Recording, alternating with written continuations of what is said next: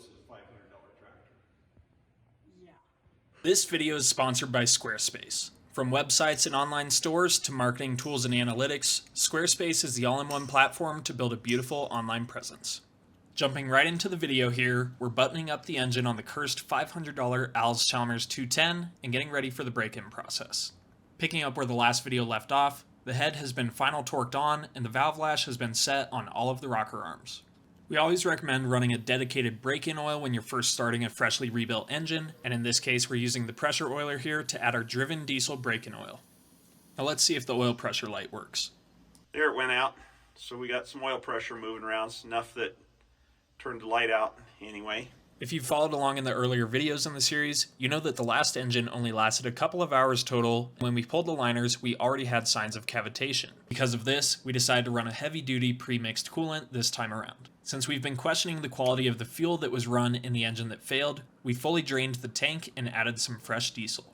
Take this little primer, and there we go. Priming fuel already. That's gonna make a mess. Do you want a pigment? I only have a few. That may not be as far from being primed as I thought. Let's go ahead and put this line back on. I'd say we're into our new fuel. It should have the air out of that part. I'm going to crank it, and I've got the injectors cracked loose there yet. If you'd watch for fuel to come on those so we can bleed the system.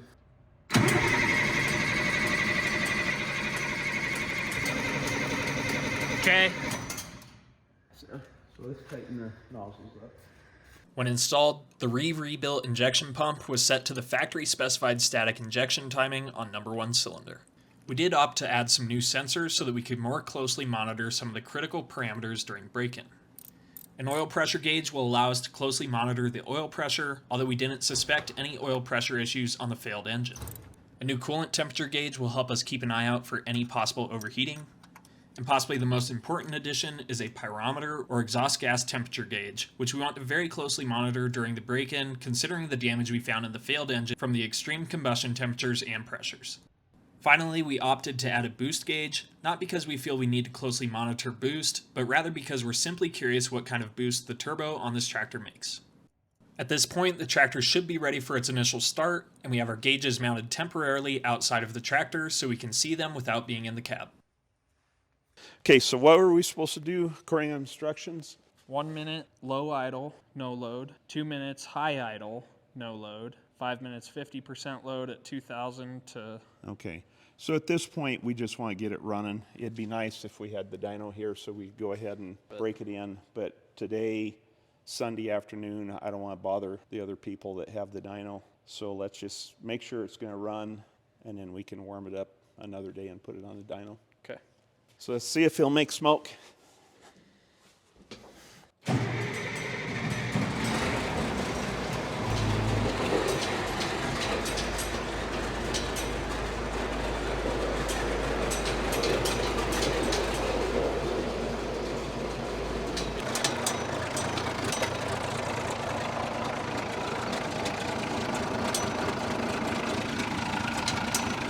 So 34 pounds oil pressure. 58-degree water temperature right now. Yeah.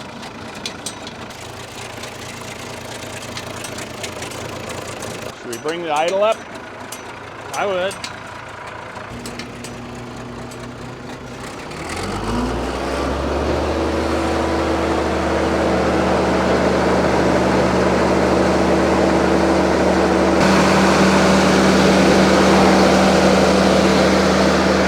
Bring it on up.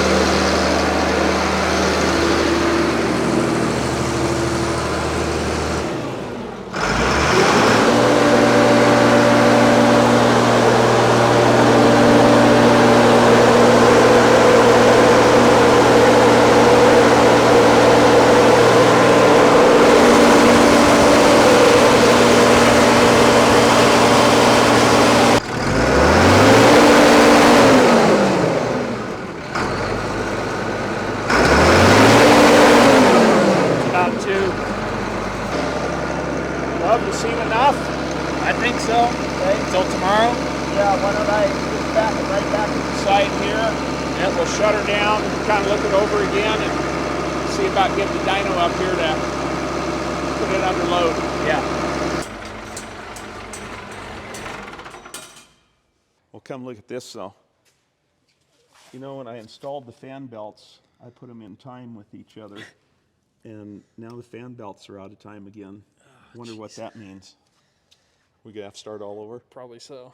Well, let's call it a day, and you better see if you can get a dyno up here. Yeah. The neighbors came up with their dyno, which isn't actually rated high enough for the 210, but it should still allow us to load the motor a bit to help with the break-in. Before getting too carried away, we want to thank Squarespace for sponsoring this video. We've had a website hosted through Squarespace since 2015, and I'll let you know that I am not a web designer, but you don't have to be to build a website for your business with Squarespace. Their website builder is easy to use, with pre-built layouts that make it easy to quickly create professional pages. All of the templates are optimized for mobile and automatically optimized to give your website visitors the best experience for their device. This is super important in this day and age because, as you can see with Squarespace's built-in analytics tool, over 50% of the users who visit our website are on a mobile device. Check out squarespace.com for a free trial, and when you're ready to launch, go to squarespace.com/JimsAutomotive to save 10% off your first purchase of a website or domain. I'm sure by now you're all aware that the problems never really stop with this tractor, and what you're looking at here is a severely bent PTO shaft causing the dyno to start to shake apart. That being said, we still wanted to show you the dyno in action, so we ran the two Allis Chalmers 200s that are currently running. The dyno essentially acts as a brake, which puts a load on the motor and outputs the generated horsepower. I don't remember exactly, but I believe the first tractor made about 110 horse, although it's kind of a guess since the gauge doesn't actually go that high. Unfortunately, this tractor blew a seal in the hydraulic steering, so it's going to get parked until the parts come in to fix that.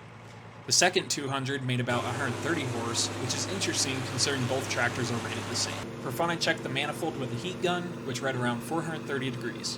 We were bummed out that we couldn't run the 210 on the dyno, but we still appreciated the neighbors bringing the dyno down and letting us run the other two tractors. Since a stationary break-in on the dyno was no longer an option, we buttoned up the rest of the intake and popped on the hood so that we could head to the field.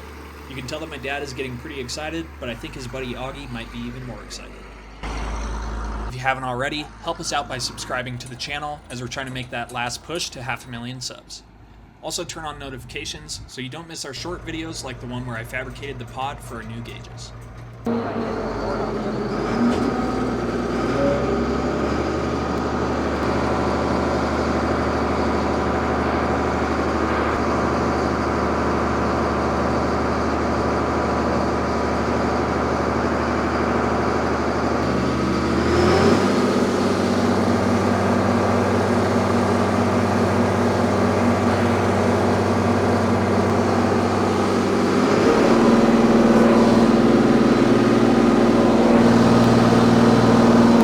Okay, we're wide open throttle, still pulling in an easier gear.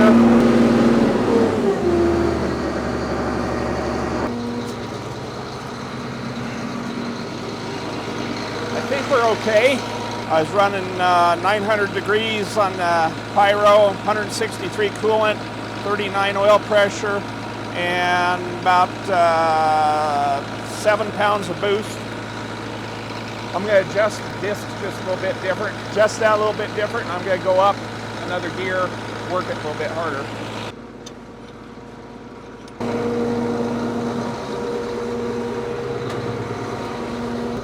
Ready? Yeah. Now I don't remember what gear I was in.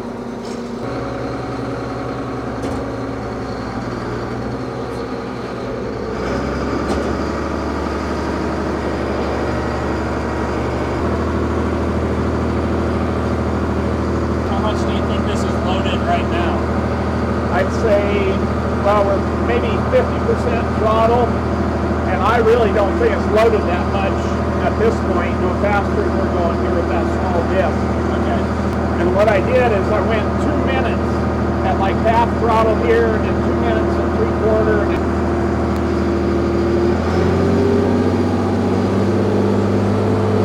let's see what that does.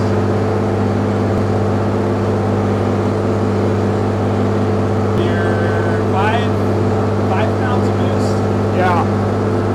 About 800 on the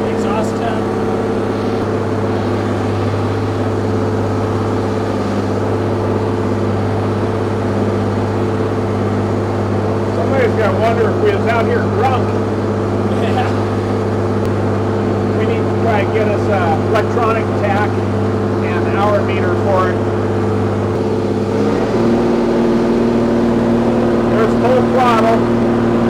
So what's that, 8 pounds of boost? Yeah.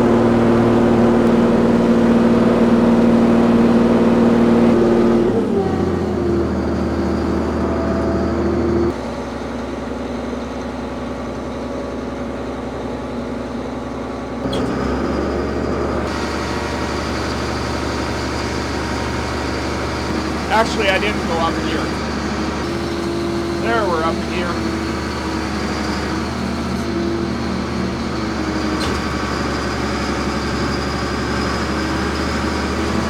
I think that'd be pretty cool to have some in here when I'm actually out here farming. We'll give it a little more.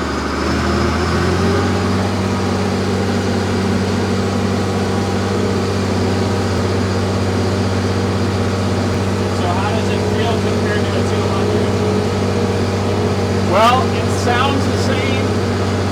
I mean, it feels the same in here, but it does pull that disc a whole lot easier. Yeah, the tractors are so similar, it's really hard to tell which one you're in. Yeah. I need to get the cab kit in here to get this noise. Yeah. We'll go on up full throttle.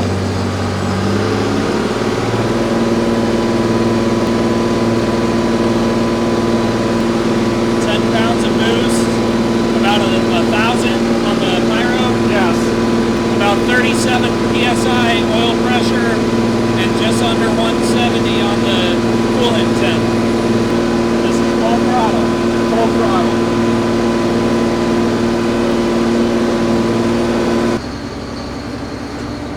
Ow!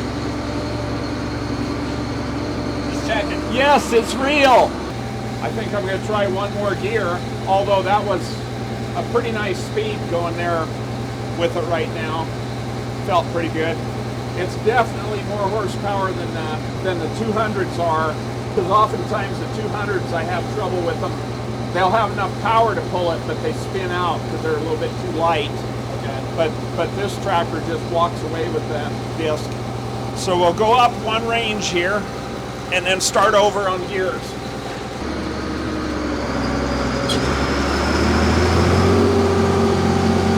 Same deal, we'll go a couple of minutes at this speed and then bring it on up.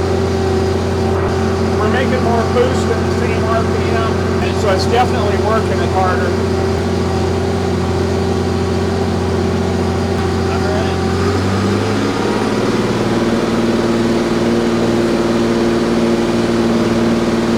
Still around 10 pounds of boost.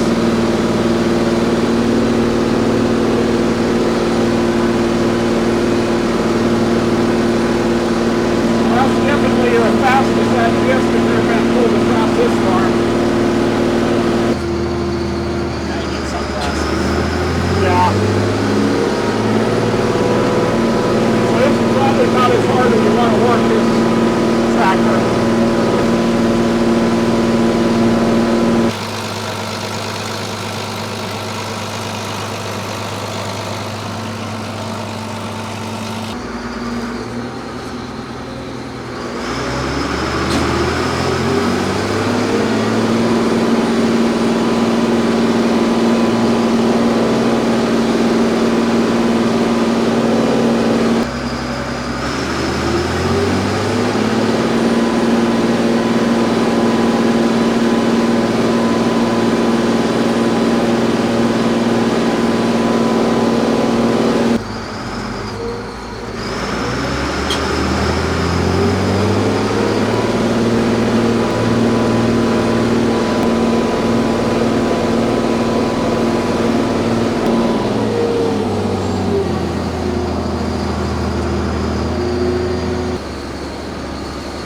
That's about 5 more passes than the other tractor ever did. Yeah.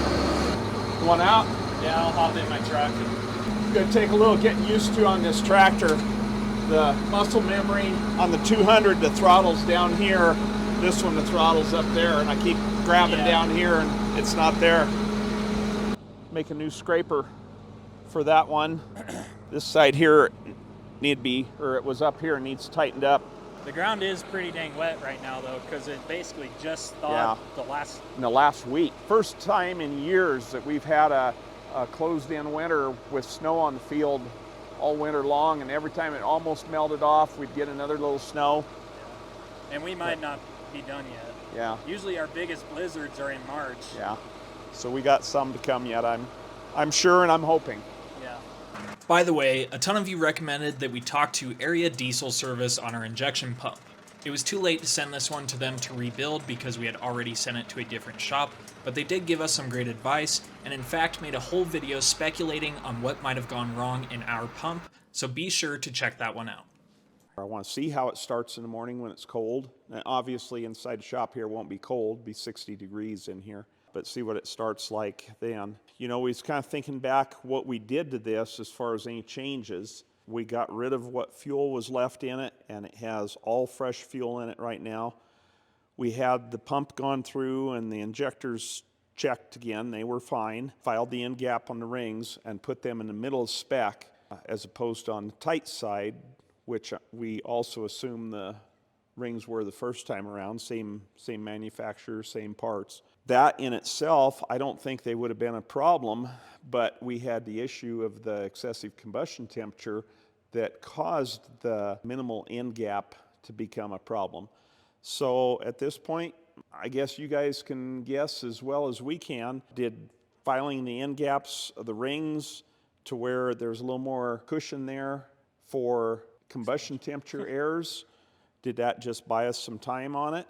Did having the fuel pump, the injection pump, rebuilt again, was there something in it? We don't know for sure. Or was it my old fuel that was in there? I guess time will tell this spring farming with it. You know this is a $500 tractor. Yeah. And as projects go, you know, I'll probably put a little bit more money in that to get it fixed, because, you know, when we got this, they told me all it needed is a clutch. And so anyway, we fixed the clutch and then fixed the engine, and, you know, we put tires on it and 2 new batteries there. I got a kit for it that I still need to install. Yeah, that's still in the bedroom. Yeah, and I got out the stickers here. I think maybe tonight I'll see about putting the stickers on it. But you know, the tractor had good tires on the front when we got it. Get to the point. Well, the point is, do you want to know how much money I really have in this tractor? Do you want me to know? Well, I figure you'll find out sooner or later, so probably just get it behind us sooner than Great, better later. tell me now. So, You know our anniversary's coming up. And this is not an anniversary present. it's not? Not for me. Well, first time around, I probably had, as near as I can tell, because I didn't keep really good track of the bills, because I don't always want to know. Yeah, because you either. never do. But the first time around, I figured I had about $12,000. 12,000? 12,000. That was just the first time. But then, you know, we had to do the engine over, and, you know, new kit for the engine, and oil and filters, and the injection pump again, and everything like that. And again, I didn't keep track of everything, but we're probably into it another 4,000. Another 4, huh? Yeah. Huh. So this is probably turned into conservatively my $17,000 tractor. And I really haven't done any farming with it. No, you have not. And having owned it for 2 years now. I think my trip to Hawaii is looking more and more like it should happen. You think? Uh-huh. Who are you going to go with? Because I've got farming to do now. I can't